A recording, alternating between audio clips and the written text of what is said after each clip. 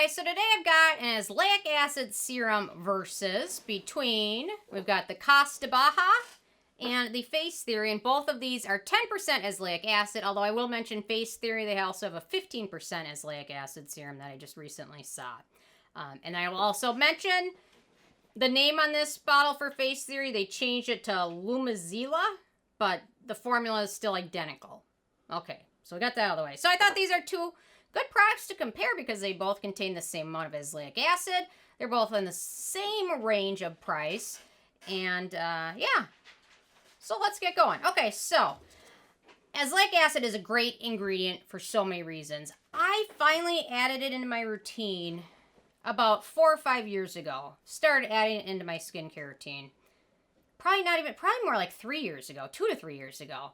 And I will say, it made a huge difference. My skin was already starting to look a lot better from where it came from. My hyperpigmentation was insane. Melasma, it was out of control. But just adding that single ingredient into my routine really helped my skin in so many ways. It really helped with the pigmentation. I'm always red. It helped with redness. I still have some ways to go there. And my skin just looked overall better, and I might not have even noticed it myself, but you guys noticed it and started asking what I changed, and that was the common thing was I added in finally this azelaic acid. So it's a great ingredient. It helps with redness, it helps with acne, it helps with hyperpigmentation, also has some great skin soothing properties. It's very helpful for a lot of people with different skin conditions. It also has antibacterial, cell regulating, and skin lightening properties. It's especially helpful for acne prone or rosacea prone skin types.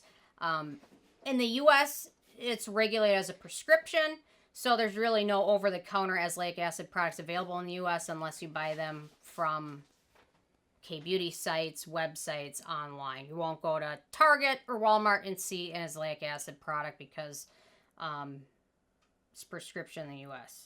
So, although in the EU, you can pretty much buy it up to 10%. So, anyway, I think their FaceTheory's Pro has a Pro line now of products that with stronger things. And I think they're doing it as a prescription now that I'm thinking about it. That's probably the deal with their 15% azelaic acid serum. But anyway, there's a lot of great prescription products for azelaic acid, which a lot of people in the U.S. get. But sometimes it's a little bit easier to buy them offline. Okay, so let me get to my criteria. So my first criteria is denatured types of alcohol. Neither of these contain any of those, so that's a tie. These are both fragrance-free, although I will mention Cos de Baha changed their formula one time because their original formula, I believe, had a couple of fragrant extracts, thyme extracts, and rosemary extract, but it still didn't give it much of a scent. But their new formula doesn't contain those, so that is a tie. The manufacturing location, Cos de Baha is made in Korea, while FaceTheory is made in the UK.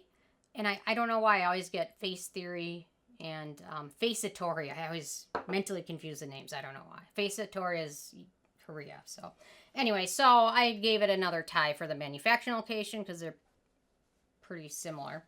Okay, in terms of texture and ease of use. So let's start with the Cos de Baha. I will say this has kind of a goopier texture to it. It almost is like a snail mucin-y texture. How it's kind of like slippery. And it takes a while to absorb. It smooths into skin pretty easily. Feels a little bit on the more hydrating side. But because of this texture, I found it's impossible to use this in my daytime routine just because it takes so long to absorb. Azelaic acid is unique in the fact that you can use it with most other products or ingredients. It's not like other acids like salicylic acid where you can't use it with retinols and things like that or vitamin C. Azelaic acid plays pretty friendly with most other ingredients. So it's the one nice thing about it. Makes it easy to add to your routine. So there we go. So the texture, in my opinion, for the Cos de Baha is probably more geared towards drier skin and people that just want to use it in their evening routine. Okay, FaceTheory. Let's give it a good shake up there. This one has a much more liquid texture to it, I would say. And it smooths into skin pretty easily and absorbs pretty quickly. It doesn't feel greasy and it sets to a natural finish. And I will say the FaceTheory, you can use this in your morning routine if you prefer. because it absorbs pretty quickly and easily and doesn't set to a shiny finish. But you can tell on the Cos de Baha side, it's much more shiny. So I would say the Cos de Baha is probably more geared towards drier skin, while the FaceTheory works well for probably oilier skin or people that want to use it in their morning routine. So for me, I prefer the texture of the FaceTheory, to be honest, because I like being able to use it in my morning routine if I want to. Just based on what else I'm going to use that evening and things like that. So I like to have the option to use it whenever, and I just found the FaceTheory is a little bit more friendly that way. Okay, in terms of beneficial ingredients, so Cos de Baha, we've got aloe, nice hydrating ingredient. We've got 10% azelaic acid. We've also got panthenol, good for soothing skin. We've got 2% niacinamide, anti-acne, barrier repair ingredient. We've got sodium hyaluronate, wah wah. I'm so tired of seeing that everywhere, but whatever. We've got green tea extract. We've got bitter melon. Bitter melon is an interesting ingredient, and it has a lot of use for diabetes, actually. And then we've got edelweiss.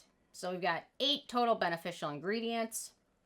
For the FaceTheory, we've got 10% azelaic acid. We've got oat kernel flour, which is great for soothing. We've got rosehip oil, which is great for hydrating skin and also a little bit helps with hyperpigmentation. We've also got aloe and then green tea and then a lot of slip ingredients. So for the FaceTheory, it has about 5 total beneficial ingredients where the Cos de Baha has 8. So I give Cos de Baha the point. So it's a tie right now. In terms of acneogenic ingredients, interestingly enough, both of these are free from acneogenic ingredients. That was interesting to see, but you know what? A lot of people that use azelaic acid have very acne-prone skin, sensitive skin, so it makes sense. So it's wonderful. I don't often see a lot of products where there's just nothing, and both of these did it there. So that was another tie. So it's still tie. In terms of cruelty-free status, both these brands are cruelty-free, so there's another tie. I hate ties. I don't want ties. I want them all to be all over the place. But anyway, so lots of ties, and they each have 1 point in one category each. In terms of performance, so the Cos de Baha I found works nicely on nights, works just fine when my skin is on the dry side. It helps with hydration and soothing. I didn't find this to be very helpful in terms of redness, as much as other azelaic acid products have been. Not exactly sure why, but there we go. That was it. And I will say again, it seems to be geared towards dry skin types, which mine is, but I ended up having some interesting preferences here. FaceTheory. So this one I added in my routine very seamlessly. This one I found helps a little bit more with redness and soothing. Works well. You can use it under a thicker moisturizer serum. It's probably geared towards oilier skin. To be honest, in terms of performance, I just found myself liking the FaceTheory one a little bit more. Found it worked a little bit better in terms of redness, skin soothing, and brightening. I just found this one worked a little bit better there. Yeah. Not exactly sure why, but I think it's just a preference. I mean, and then you can see on my hands that the Cos de Baha still is absorbing. And the FaceTheory one is pretty much soaked in.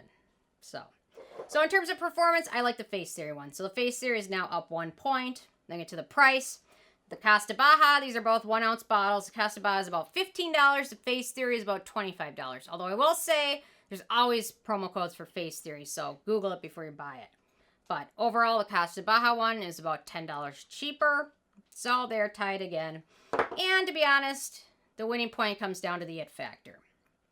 And I found both of these are pretty good products for sensitive skin, acne-prone skin. They're both pretty good products. You really can't go wrong with either one of them.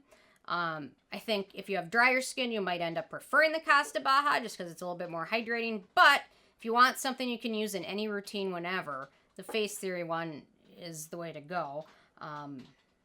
I found the FaceTheory one worked a little bit better for redness and brightening the skin up.